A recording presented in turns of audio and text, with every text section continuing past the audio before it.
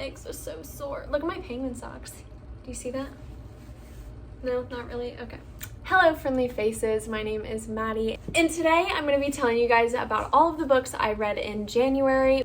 Alright, can you please go lay down? No, he always thinks it's playtime when I start talking to the camera. First, I kind of want to give an explanation to this video. It's going to be a little bit different than my usual wrap-ups. Some of the books I'm not going to be giving big summaries on. I will tell you my opinion on them because I've done 4 reading vlogs this month on top of my usual videos. So I talked about so many of the books that I've already read this month, so I don't want to just double up on books that I've already talked about. So if you guys have watched my reading vlogs, you might not get as much out of this video, but if you haven't watched my reading vlogs, I suggest you go do that because you might get a little bit more detail about the books that I've been reading. Let's start out with the very first book I read this month, which actually was the 3rd book in a trilogy, Grace and Glory by Jennifer L. Armentrout. I loved this trilogy. I'm not going to talk much about it. I thought that the series as a whole was amazing.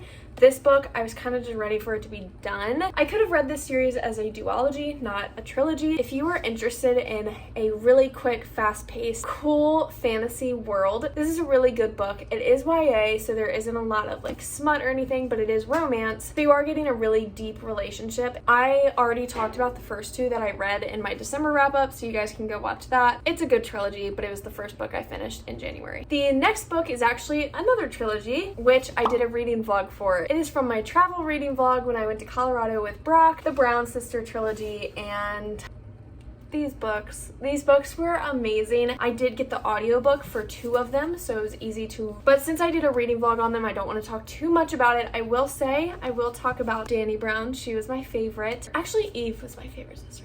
You are looking for a quick little rom-com, these 3 books are great. These are great for just like quick palate cleansers, or if you're on a vacation. I can vouch that these are amazing vacation books. I'll probably end up talking about these books in a lot of other videos because they are just so good. They have really good tropes. There's the fake dating trope, enemies to lovers, the bucket list trope. There's literally so many tropes that were done so well in these books that I just will probably rave about them plenty. So you don't need to hear any more about these books, but definitely go watch that reading vlog. Now, the next book I read was probably my favorite of the whole month of January, Culty by Mariana Zapata, and this was my first Mariana Zapata book. Freaking amazing. I did tab towards the end because I was like, this is just too good not to tab, so I didn't tab the beginning, but I definitely will reread this book and tab it some more. So, quick summary, we have a pro soccer player named Sal. She finds out that a pro soccer player that she worshipped when she was a kid is actually going to become her assistant coach. It's a coach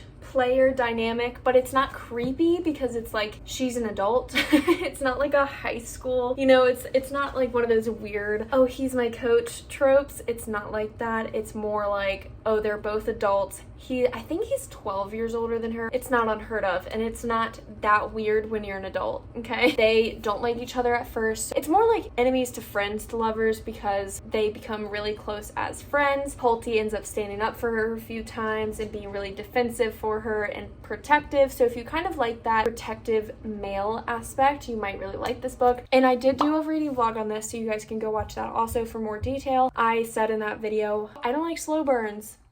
And this is a dense book, and I was dreading reading this because I was like, I want to get into Mariana Zapata because I've heard so many good things, but like, I don't like slow burns, so will I even like her books? I loved it. Do you hear my candle? It's a crackling one.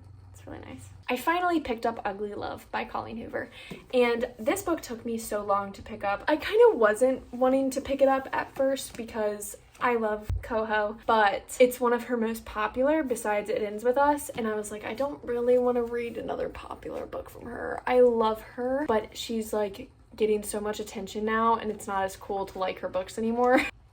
I do still love her, but I was kind of not wanting to pick this up because it's so popular. I'm very happy I did pick it up. Of course, I freaking loved it. It gave me Verity vibes, even though that it's not a thriller. It had that like very uncomfy feeling the whole time I was reading it. It was a friends with benefits to lovers situation, and I would say it's more of just like a benefits to lovers. They had to get through this thing that's a spoiler that I won't say, and once they got through it, they became lovers. But it's about a boy named Miles and a girl named Tate. Miles is a pilot and Tate's brother is actually a pilot also. Tate moves in with her brother for something like a new job or school or something, so moves in with him, lives with him for a few months. Her neighbor is Miles. Miles and Tate form this deal, that kind of deal where it's like, you can't start to love me. Definitely a good 5 out of 5 star read for me. Smut in it was amazing. It's exactly what I look for when I read smutty books. Anyway,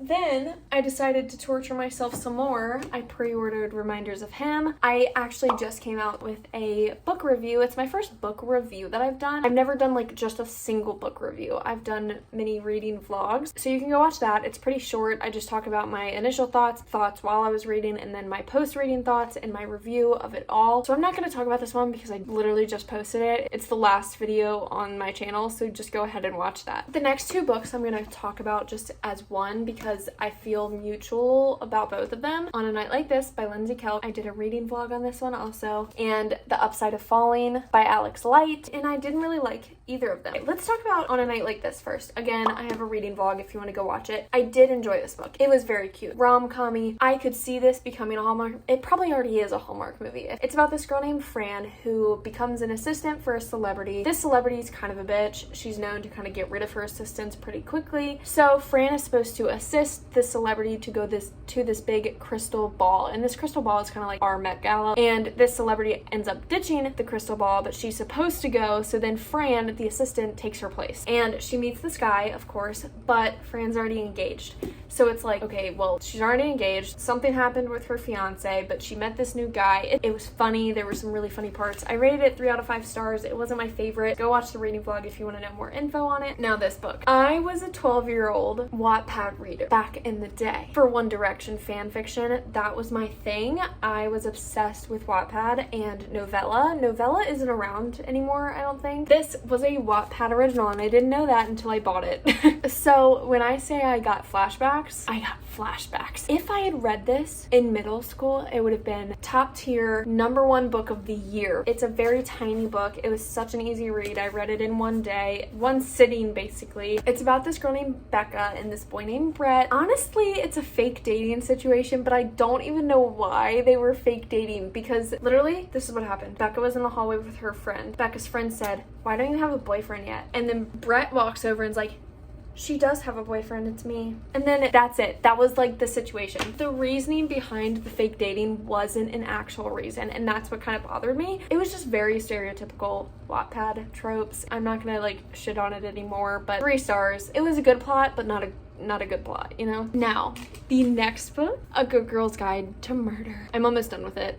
I haven't finished it yet, but this is 5-star read already. I know it is freaking amazing. I already downloaded the audiobook for the second book because I love it so much. I was gonna buy the second and third book, but I'm trying not to spend too much money right now. This is about a girl named Pip, and Pip has a capstone project that she has to do for her senior year. Pip decides to do her whole capstone project on a murder mystery that occurred 5 years ago in her hometown. Basically, this girl named Andy went missing. Her boyfriend Sal was the #1 suspect. Everyone in the town just knows that it's Sal. Like, it's always been Sal. And Pip is like, no, he's not, and I'm gonna prove it for my capstone. And this book is just really neat and like unique. They have some like interview style in here. They have some pictures. They've got a map in here. Like, very great book. It gives me Cruel Summer vibes, murder mystery podcast vibes, and I love it. I haven't finished it yet, so I'm not gonna give like a full rating, but again, I think it's gonna be 5 stars. Sorry that this wrap up probably wasn't exactly what you were looking for. That's all I've got for you guys today. I ended up reading 10 books, well 9. I'm almost done with the 10th. I am going to be posting more reading vlogs from here on out. So again, I posted 4 in January. If you want to watch my reading vlog, please go ahead and do that and let me know in the comments below what video you would like to see next or what book I should read next. You know, I'm always up for some recommendations. I will see you guys in the next video.